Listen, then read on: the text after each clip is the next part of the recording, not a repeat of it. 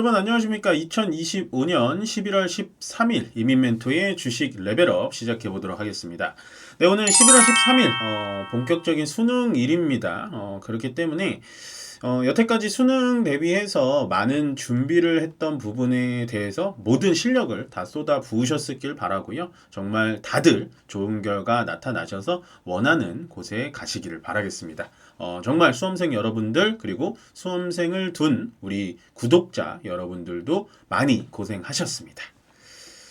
네, 일단 오늘 시장도 코스피보다는 코스닥이 강하네요. 코스닥이 강하고 시장은 생각보다 강한데 계속되는 원달러 환율의 원화 약세와 그 다음에 외국인들의 매도는 저는 찝찝하게 좀 받아들이고 있습니다. 네, 시장을 부정적으로 보는 전문가가 아니잖아요, 제가. 근데 계속되는 시장의 가격 조정에 대해서 준비를 하자. 4200포인트인 전고점을 넘지 않는 이상 시장은 약간은 어저께 제가 썸네일에 보여드렸다시피 자만심은 가지면 안 된다. 여기서 이렇게 막 어제도 올라가고 그제도 올라가고 오늘도 올라가니까 이제 또 상승 베팅? 이건 아니다. 현금은 계속해서 가지고 있으셔야 됩니다. 절대로 지금은 자만해서는 안 되는 시장입니다. 자, 일단 중국의 광군제 여러분 아시죠? 미국의 블랙 프라이데이 같은 느낌인 건데 이번에 광군제가 장사가 잘 안 된 것 같아요. 그래서 이 행사 기간을 또 인위적으로 늘려가지고 실적을 끼워 맞췄다고 하네요. 원래 이 중국의 광군제가 성사가 되면 우리나라의 소비재들, 뭐 화장품이라든지 아니면 가전, 뭐 밥솥, 뭐 이쪽에 대해서 굉장히 많이 올라갔는데 올해는 광군제가 열렸는지도 아마 모르셨던 우리 투자자님들이 많으셨을 걸로 보입니다. 그 정도로 중국의 소비 경제도 꽤나 어렵다라고 보시면 돼요. 중국은 디플레죠. 인플레가 아닙니다. 그 다음에 이제 어저께 리사수, 이제 인디펜던스가 아니고, 인벤티지 데이라고 해가지고, CFO가 나와서, 그리고 리사수 CEO가 나와가지고, AMD의 미래에 대해서, 우리나라 따지면 컨콜 같은 거죠. 컨콜 같은 건데, 데이터 센터 칩 시장이 우리가 먹을 시장은 1조 달러다. 요거를 이제 젠슨왕 CEO로 빙의를 한다면, 젠슨왕 CEO는 뭐라고 했냐? 3조에서 4조 달러라고 했습니다.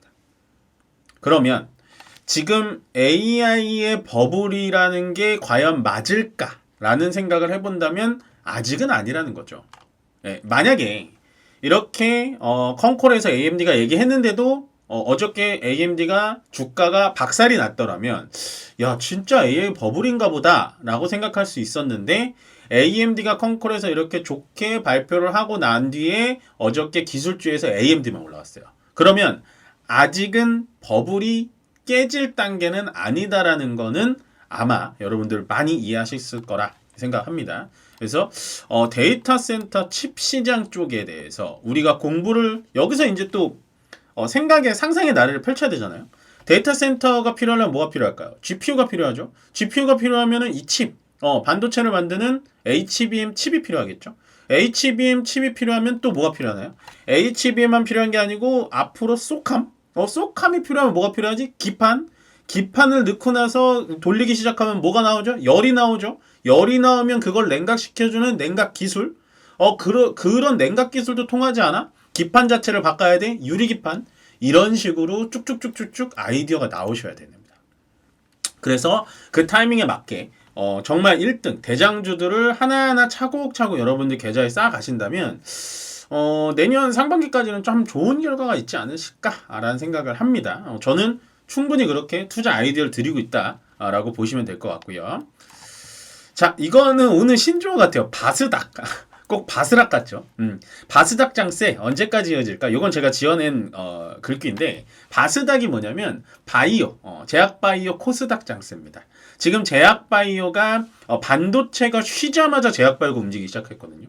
제가 봤을 때는 이 제약바이오의 큰 발걸음이 들려오기 시작합니다. 그게 어저께 시작된 ABL 바이오의 기술 수출권.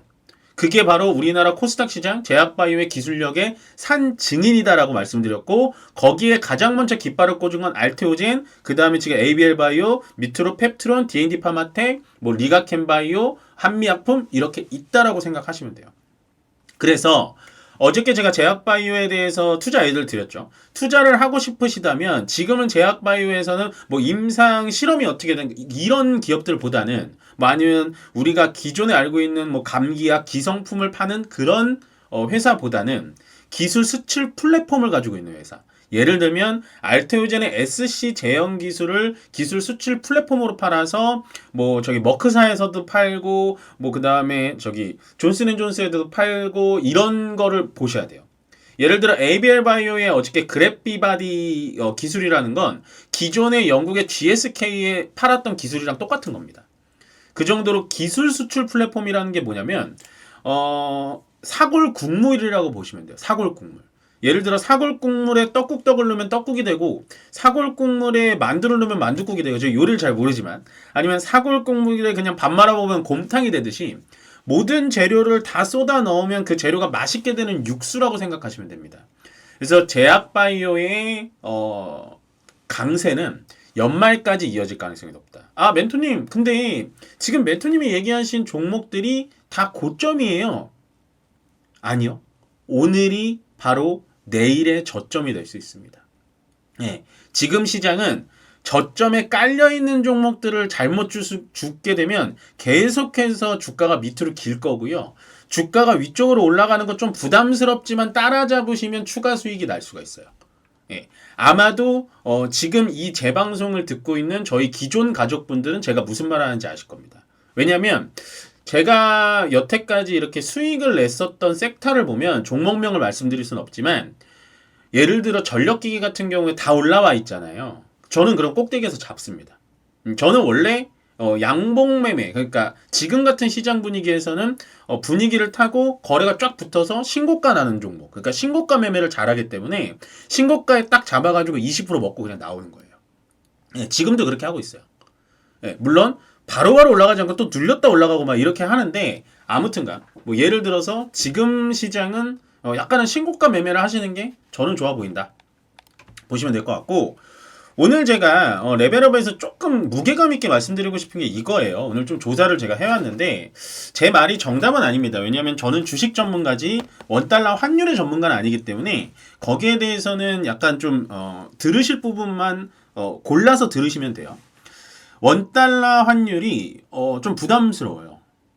이게 제가 한 달 전만 해도 그러니까 10월달 중순만 해도 원달러 환율 높았잖아요. 그때만 해도 제가 뭐라 그랬나요? 괜찮습니다. 뭐 그렇게 올라오긴 올라왔는데 엔화도 올라오고 유로화도 약세고 뭐 이런 식이기 때문에 달러만 강세여서 괜찮습니다라고 했는데 제가 오늘 원달러 환율의 11월 차트를 돌려보니 한 달, 11월 한 달이 다 지나지도 않았는데 이 한 달 기간 동안 너무 급격하게 올라왔어요. 예, 그나마 오늘은 소폭 하락이 나왔는데 아마도 미국 셧다운이 종료가 되니까는 달러가 약세가 일어나면서 약간 소폭 하락 나는 것 같은데 그러면 왜 유독 원화만 급격하게 약세가 될 것이냐 요거를 생각해 봐야 되거든요. 그래서 첫 번째 국내 경기가 점점 둔화되고 있는 게 첫 번째 이유입니다. 당연하겠죠. 그 다음에 두 번째 정부에서 현 정부 들어와서 뭘 했나요? 소비 쿠폰을 2차분을 뿌렸죠. 그만큼 시중에 돈이 풀리면 그 돈의 값이 떨어지기 때문에 원화가 달러 대비 약세가 될 수밖에 없어요. 그래서 M2라고 하는 지표도 굉장히 많이 돈이 풀려 있습니다. 그러니까 시중에 돈이 많이 풀려 있어요. 그래서 물가가 올라가는 거예요. 그다음에 세 번째가 뭐냐? 한미 간의 금리 차가 지금 큽니다. 물론 미국이 지금 연 이틀, 연 두 번 베이비 스텝으로 0.25 낮추긴 했지만 미국이 우리나라보다 금리가 높기 때문에 모든 투자자들은 현재 미국 돈에 투자하는 게 더 유리하겠죠. 금리가 높으니까. 그래서 한미 금리 차. 그래서 우리나라는 금리 동결의 확률이 굉장히 높았고요. 죄송합니다. 네 번째는 이제 한미 간의 관세 협상에 200억 불을 매년 해줘야 되는 200억 달러를 매년 해줘야 되는 것도 부담. 그다음에 다섯 번째가 이제 수출 기업들, 반도체, 자동차, 뭐 이런 기타 등등 기업들이 수출을 해서 돈을 벌면요, 그걸 우리나라로 돈을 안 갖고 들어옵니다. 왜냐? 미국에다가 투자를 해야 되니까. 트럼프 대통령이 그 정도로 압박을 주니까. 그러면 경상수지는 흑자가 났는데 실제로 그 돈을 한국에 들여와서 유통을 시켜주지 못하는 거예요. 그게 지금 경맥동화처럼 꽉 막혀있다. 그거는 우리가 인력으로 할 수가 없는 거고. 그 다음에 마지막 여섯 번째, 제가 6가지 이유를 찾아왔는데 여섯 번째는 제가 며칠 전에 한국은행의 총평에 빗대어서 말씀드렸죠. 여섯 번째는 지금 서학개미들의 급증하는 투자. 그러니까 원화를 가지고 지금 1,450원에 달러를 바꿔서 뭐 테슬라를 사던 이런 게 지금 원화 약세에 굉장히 부담이 되고 있다. 라는 겁니다. 그러면 여기서 한 가지 포인트를 제가 집어드리고 싶은 게 뭐냐면 옛날에는 원달러 환율이 약하면 그러니까 원화가 약세가 되면 달러가 올라가고 무조건 지수가 빠졌거든요. 근데 지수는 계속 신고가를 어떻게든 뚫으려고 올라가고 있어요. 이건 어떻게 해석해야 될까요? 이거는 저도 잘 모르겠습니다. 옛날 기법으로 하면 이해가 아예 앞뒤가 안 맞는 거예요. 아니 원화가 약세인데 그럼 외국인들이 팔 텐데 심지어 외국인들 팔고 있고 근데 지수는 생각보다 안 빠진다. 이건 저도 잘 모르겠어요. 그럼 모르는 얘기를 왜 하냐 라는 건데 제가 말씀드리고 싶은 건 뭐냐, 그러면 우리는 투자자, 트레이더, 그리고 어떻게든 주식시장에서 돈을 벌어야 되는 입장에서 원화가 약세가 되면은 수혜를 받는 테마를 여러분들이 포트폴리오를 바꿔가시는 게 현명하다는 겁니다. 무슨 말인지 아시겠죠? 쉽게 말해서 수출의 강세를 띠는 기업들 위주로 포트를 바꿔 나가시면 아마 원화가 약세가 일어나도 그 기업들은 돈을 많이 벌 거예요. 예를 들면 반도체 수출 제일 많이 하죠 우리나라에서. 그 다음에 자동차, 그 다음에 제약바이오. 네, 제약바이오도 수출 많이 하죠. 기술 수출료도 다 달러로 들어오니까. 그 다음에 조선. 네, 배 만들면 다 미국 보내잖아요. 그럼 달러로 받잖아요. 조선. 그 다음에 마지막 뭐냐? 외국인들의 방한이 많이 늘겠죠. 우리 예를 들면 엔화가 되게 약세일 때 일본 여행들 많이 가셨잖아요. 우리나라보다 엔화가 약세일 때. 그 말 즉슨 외국인들 들어와서 그러면 뭐 하겠나요? 편의점 가고 백화점 가고 호텔 가고. 네, 여기까지만 말씀드리면 될 것 같아요. 그럼 반대로 원화가 약세되면 피해야 되는 카테고리까지 마지막 말씀드릴게요. 피해야 되는 카테고리가 뭐냐? 철강, 원자재 수입해야죠. 그 다음에 항공사, 그 항공유 수입해야 되기 때문에 항공사, 대한항공, 아시아항공 굉장히 안 좋아요. 거기다가 석유화학, 네, 그 정도까지 말씀드리면 될 것 같습니다. 그래서 원화 약세에 대해서는 조금 제가 과학적은 아니더라도 심도 있게 좀 풀어드리고 싶었고요. 마지막으로 강세협정과 약세협정 좀 간단하게 말씀드리겠습니다. 오랜만에 조선 쪽 슬슬 보자라고 말씀드렸죠. 강하고요. 제약바이오 무조건 포트에 담아 놓으셔야 됩니다. 고점 아니에요. 더 갈 수 있습니다. 원전 오랜만에 지금 횡보 떨어졌던 횡보해서 다시 올려주고 있고 석유화학도 계속해서 좀 좋네요. 아무래도 정제마진, 그 다음에 샤인 프로젝트의 S-오일, 뭐 그 다음에 대한유화, 롯데케미칼 이렇게 보시면 될 것 같고, 네, 마지막 약세업종 유리기판이 살짝 올라다가 조정받고 다시 밑으로 내려옵니다. 저는 유리기판 기회라고 생각해요. 유리기판으로 따진다면 이제 캠트로닉스, SKC, YC캠, 그 다음에 JNTC 이렇게만 보시면 될 것 같고, 통신장비 제가 좀 별표 많이 쳤죠. 통신장비 RFHIC, HFR, 그 다음에 KMW, 대한광통신 이렇게 보시면 되고, 지주사는 오늘 약세업종이라기보단 어저께와 그저께 너무 많이 올랐기 때문에 조정이 나온 거다라고 보시면 될 것 같습니다.